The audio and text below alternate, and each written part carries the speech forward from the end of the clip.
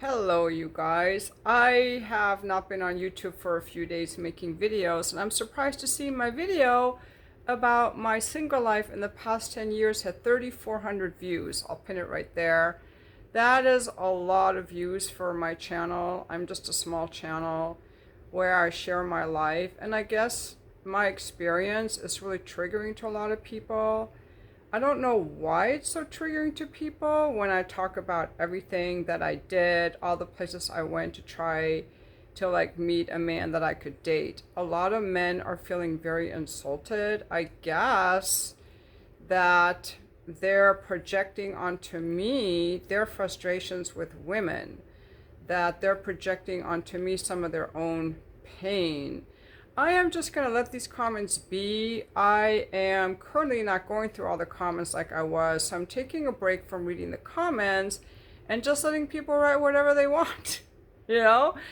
And here's a thing that's super helpful that I do not even feel like I want to deal with these comments is because I just feel like really at peace in my own boundaries, and being at peace in my own boundaries means that I do not go off on you and I don't engage with you when you're going off on me. So here's I was going back into my book The Language of Emotions because I was trying to help a friend out with something, and I came across some of the basic practices, which I think will be a good opportunity here to refresh, because when I can just kind of observe what people say and not get triggered, I feel so powerful. Or if I can just not engage or make a response that's very calming, that doesn't escalate things for them, because going off on someone actually causes more rage in us. It doesn't make you feel better.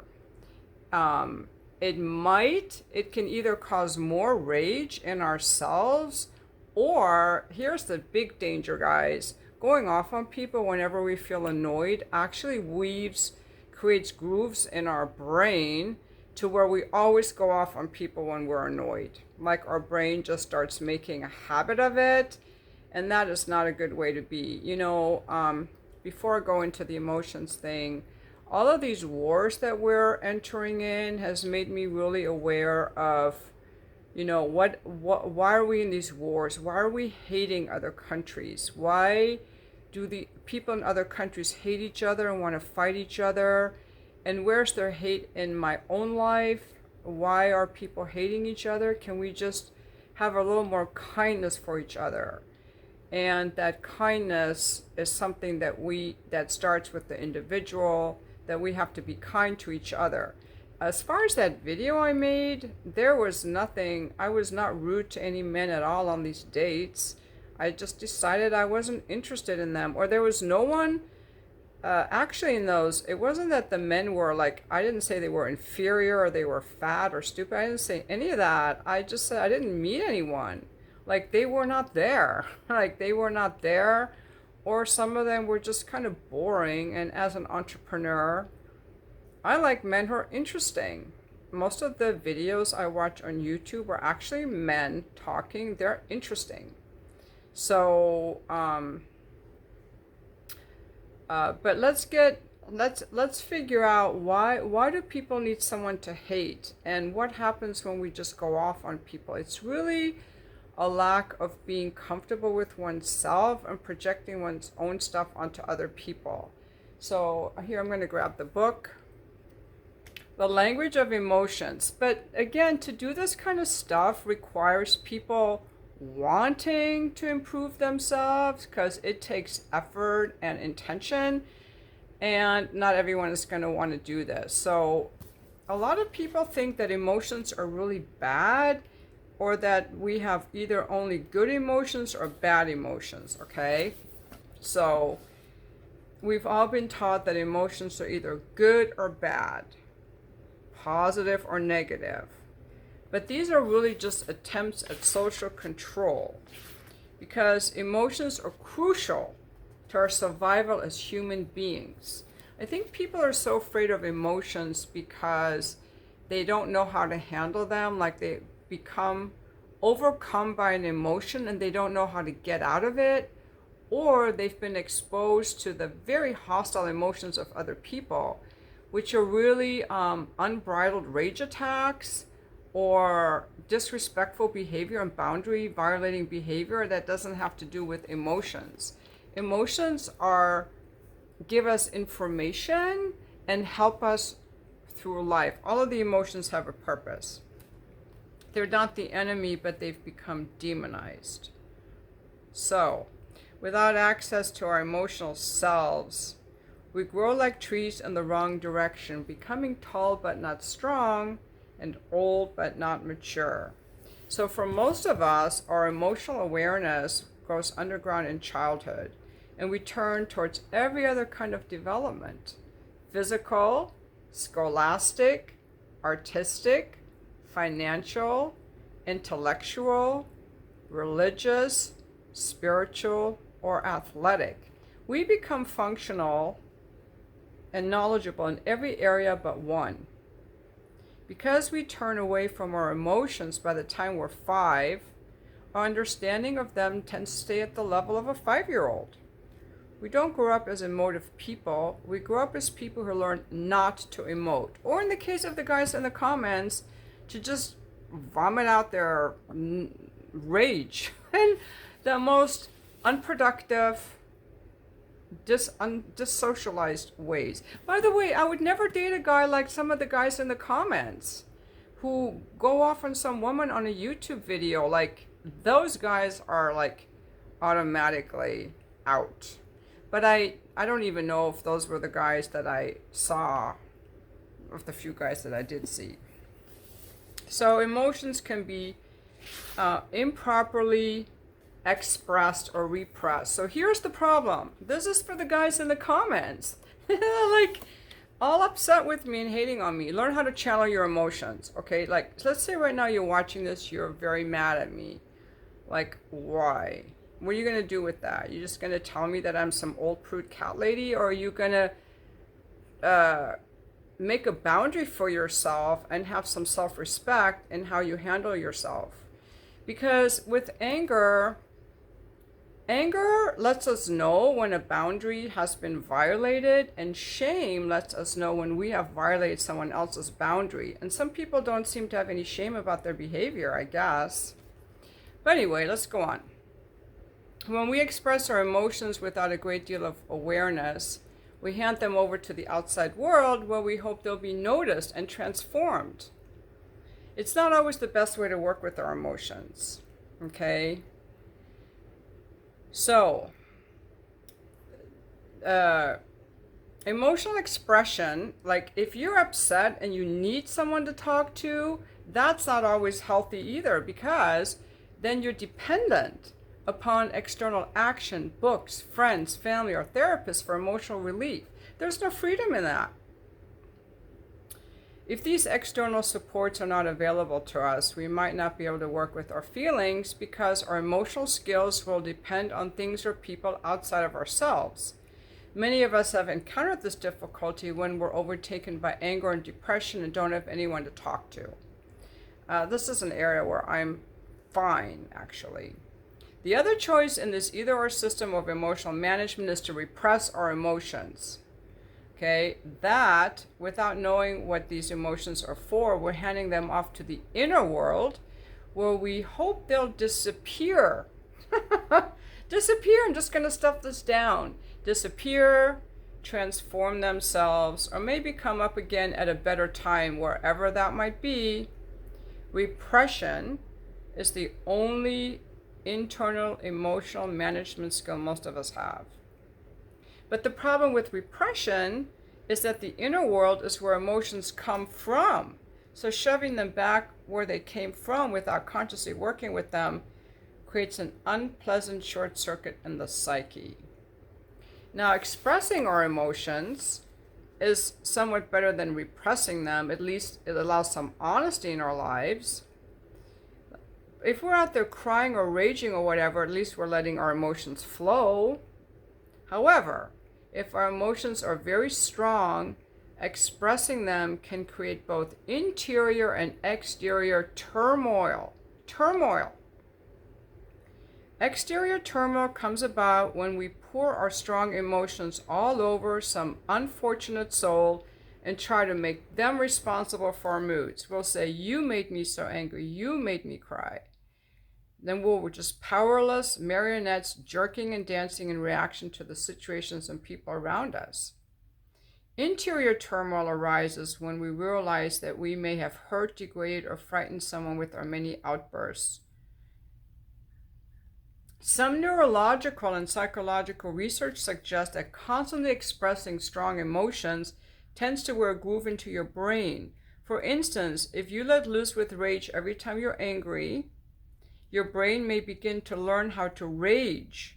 Therefore, the next time you meet an angering situation, you may ramp up to rage simply because you taught yourself how to. Because remember, the brain is neuroplastic. So we have to learn to honor and attend to our emotions in a more deeper, more evolved, mature way. We have to learn not to work against the emotions with repression or for the emotions with incompetent expression. We must learn to work with our emotions. So each of our emotions contain vital skills and abilities. This book is like so good. Each of these emotions contain vital skills and abilities that help you survive and thrive. Your emotions don't disappear when you're not feeling them. They move through you at all times and give you gifts and abilities. Like sadness helps you let go of things. Fear tunes you into your intuition. Anxiety tunes you into the moment, makes you aware of what you have to pay attention to. Anger lets you know when there's a boundary that needs attending. Depression lets you know when you need to go inside yourself for some peace. So I wanted to go over, in this book is just so good, like about making friends with our emotions. Like, this is just basic. Everybody should learn this. So there are 4 basic practices, and these are going to be used in the different emotional, working with the different emotions. The first one is grounding. Okay, grounding. So grounding is to make you feel connected and grounded, so you're not like scattered all over. And it's, so I'll tell you just how to do it. To ground yourself. Okay, let me start here about grounding. To ground yourself, sit or stand comfortably, breathe gently, and let yourself relax. When you feel a bit settled, breathe in and imagine that you're gathering warmth and light in your belly. And as you breathe out, imagine that your breath and light or warmth are moving down through your body and into your chair if you're seated. Breathe in again and imagine that light as a cord that's moving down into the floor beneath you, into the foundation of the building you're in, and down through the layers of soil and rock beneath your building. Breathe in again and continue letting this light and warmth make its way downward. Just ground the circuit and thank your sadness. Before I go on, this is actually free-flowing sadness.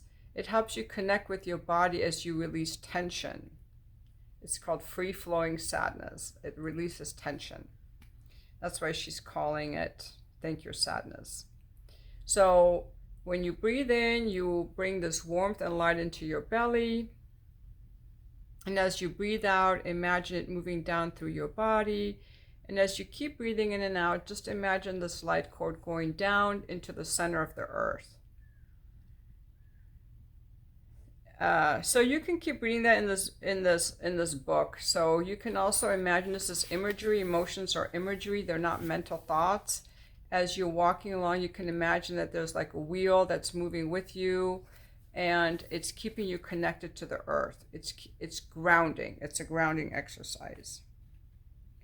Now, there's more to it. I'm not going to read all the rest of it. The other exercise she has is for defining your boundary. When you're focused and grounded, you'll be able to center yourself and restore flow to your psyche. And your boundary is actually your arm's width all around you, like in front of you, above you, to the side of you, underneath you, under the floor.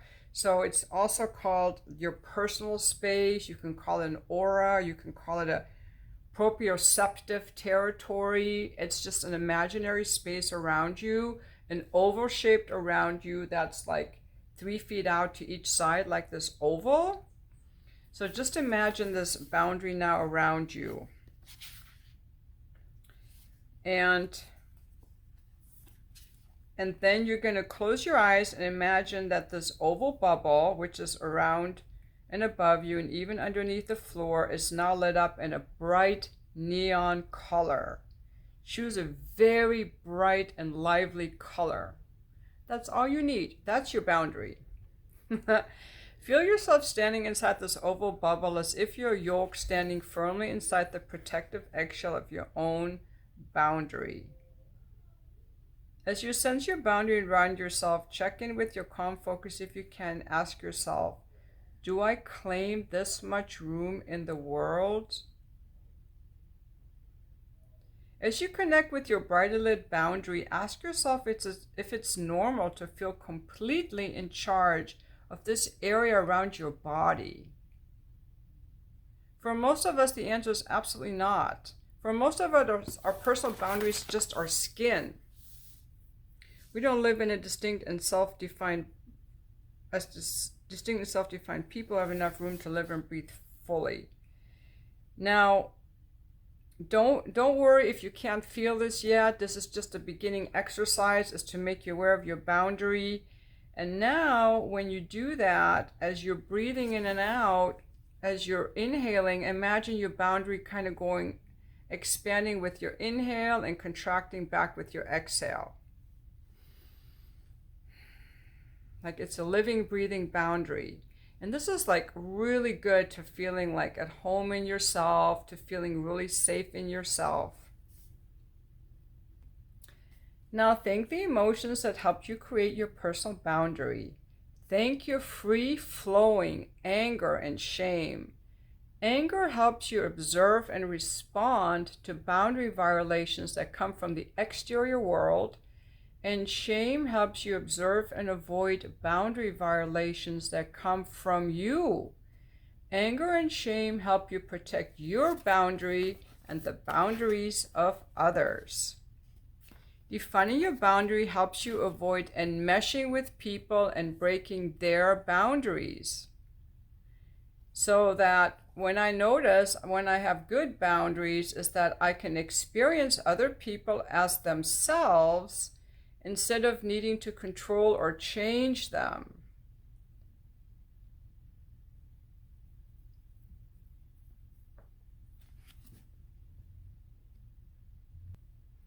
Your personal space should be a sanctuary of solitude that no other people can enter, though you can populate it with animals, angels, or ancestors if it makes you feel more secure. However, no living people and no expectations from the outside world are allowed in the sacred place. This is your inner village, and you're the supervisor here.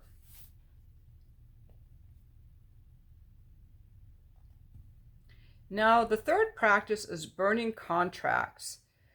Burning contracts supports the definition of your personal boundary by helping you address situations, ideas, emotional stances, and behaviors that are troubling you or aren't working for you any longer.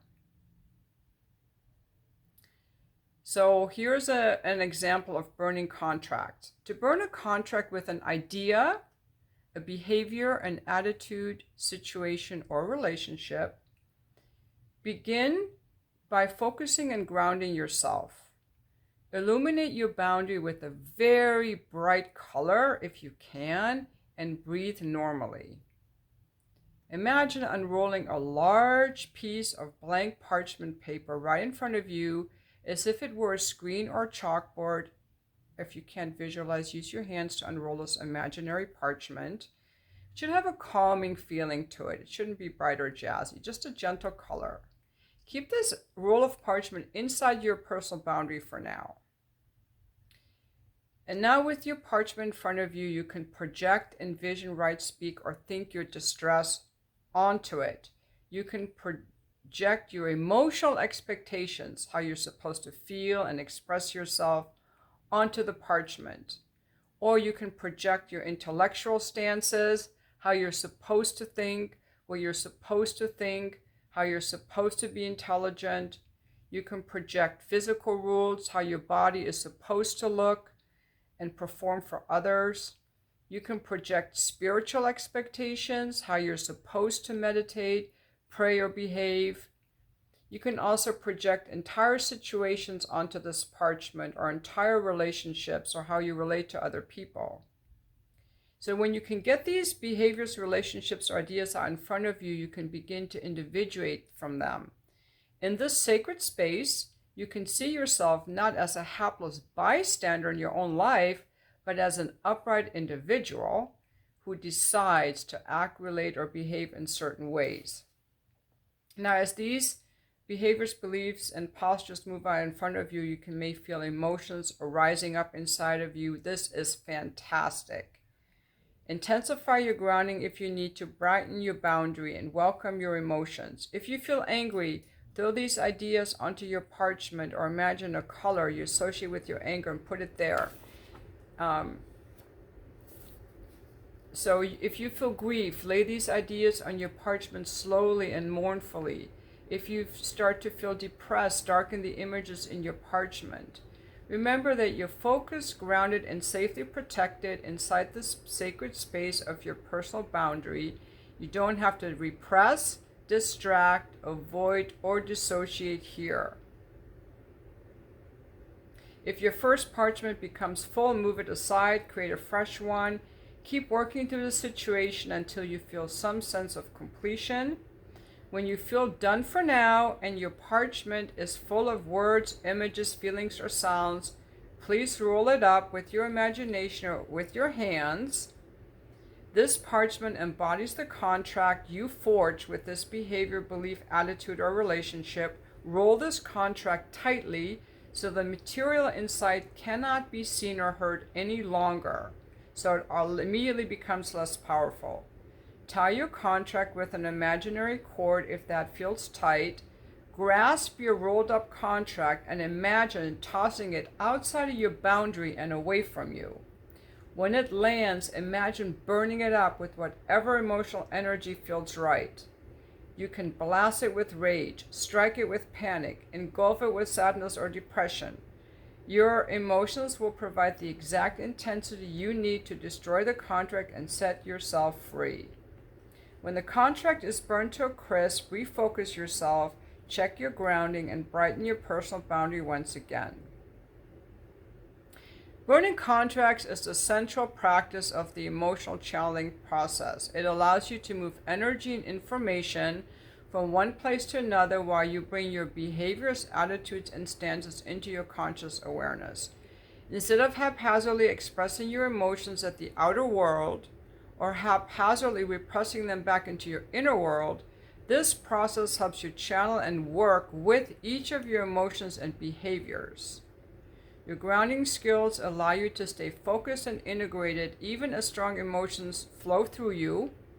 Your personal boundary creates a sacred space in which you can do your empathic work in safety and privacy, and your ability to imagine your behaviors and stances as contracts rather than as unchangeable destinies written in stone allows you to amend and destroy them at will. Maybe that's what I should start saying in the comments to these guys who get so mad at me. It's like, burn your contracts, get a boundary, get grounded, get a boundary, burn your contracts. They'll be like, what, lady? You need more cats. Okay, so I think this is pretty powerful. It's really, really taking ownership and working with our emotions to really transmute and change what needs to be changed. We have one more to go. Conscious complaining is another powerful practice in working with emotions, because being focused, grounded, and defined are states to aspire to, but no one can maintain them at all times. Your brain doesn't appreciate constant focus. Resting, daydreaming, fooling around, distracting yourself, laughing, napping, and playing are extremely important in a whole and healthy life. Learning to flow means learning to relax. However, it's important to keep things light. If you can't focus, ground, or define yourself when you want to, that's different. So sometimes you just want to complain about something, okay? So here's how to complain consciously instead of just like gossiping or ranting or raving. This is how to complain consciously. You can be grounded or not, inside your bound or not, doesn't matter. If you're in a foul mood and you have some privacy, you can start your complaining with some sort of phrase like, I'm complaining now. If you're inside, you can complain to the walls or furniture, or to a mirror, whatever strikes your fancy. If you're outside, you can complain to plants and trees or animals or the sky or the ground or to God, to anything you want to. When you found your perfect complaining site, let go and give a voice to your dejected, hopeless, sarcastic, nasty, bratty self. Bring sarcastic humor out of the shadows and really whine and swear about the frustrations, impossibilities, and absurdities of your situation. Complain for as long as you like, and when you run out of things to say, thank whatever you've been whining or yelling at. Thank the furniture, the walls, the ground, the trees, your complaining shrine, or your God for listening. And end your conscious complaining session by bowing, shaking off, and then doing something really fun. That's it. People who try this practice are astonished to find that complaining doesn't pull them further down into the doldrums. Actually, it has precisely the opposite effect, because it breaks through stagnation and repression and lets you tell it like it is without repercussions. You restore your flow again. Now, positive thinking and affirmations are the opposite of conscious complaining. The idea behind positive thinking is that each of us holds on to thoughts that get in the way of our health and well-being. Though it can be healing to ferret out interior statements that crush your well-being, positive thinking tends to be much of a quick fix, and it tends to be mostly repressive. Actually, there's one more practice left.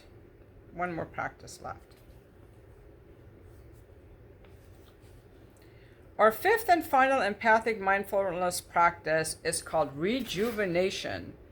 And that's where you rejuvenate yourself. So it's a practice where you sit down and breathe gently and you ground yourself.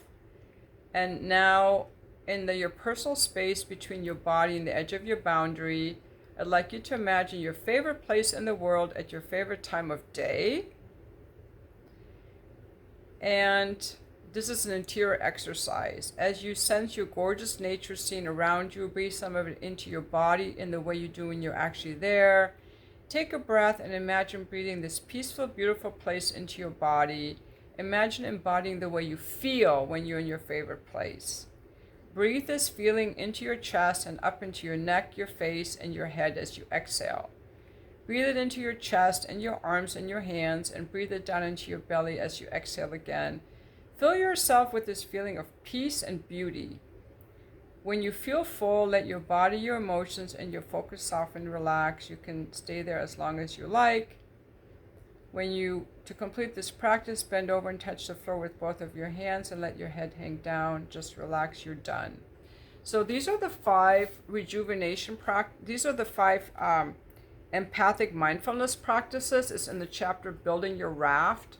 And these are the practices that we can come back to as we work with each of these emotions. But you can kind of see how they really bring us inward and are really empowering and give us a way to work with our emotions and get us out of stuck states instead of staying like in a victim mindset or staying angry or depressed or going off on other people,